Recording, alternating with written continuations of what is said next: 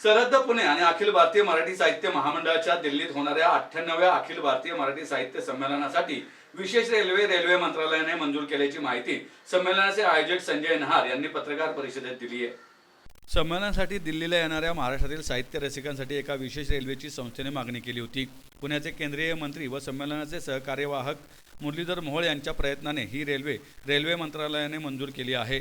महाकुंभ आणि इतर अडचणी असतानाही या संमेलनासाठी मंत्रालयाने ही रेल्वे मंजूर केली आहे।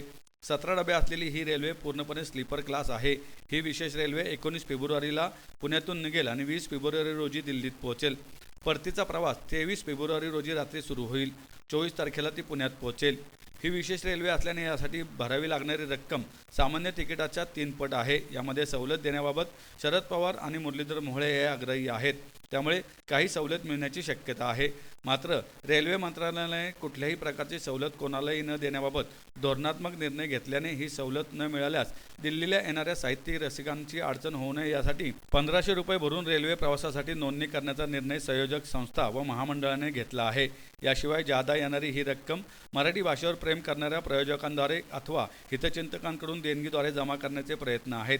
या परिस्थितीत रेल्वे अंतिम मान्यतेचे पत्र आल्यावर तातडीने एकूण रक्कम भरण्याचा निर्णय संयोजक संस्थेने घेतला असल्याची माहिती संजय नहार यांनी दिली। नोंदणी सरहद्द पुणे कार्यालय सर्वे नंबर 6 धनकवडी पुणे 43 साहित्य परिषद पुणे कार्यालय टिळक रोड पुणे 30 येथे करता येईल। ज्यांना शक्य नाही त्यांनी दूरध्वनीवरून नोंदणी करावी असे आवाहन संस्थेचे संजय नहार, समन्वयक शैलेश पगारिया आणि महाराष्ट्र साहित्य परिषदेचे मिलिंद जोशी आणि सुनीता राजे पवार यांनी पत्रकार परिषदेत केले। ही रेल्वे 19 तारखेला पुण्यातून निघेल, 20 ला दिल्लीला पोहोचेल, 23 तारखेला दिल्लीहून रात्री निघेल, 24 ला पुण्यात पोहोचेल।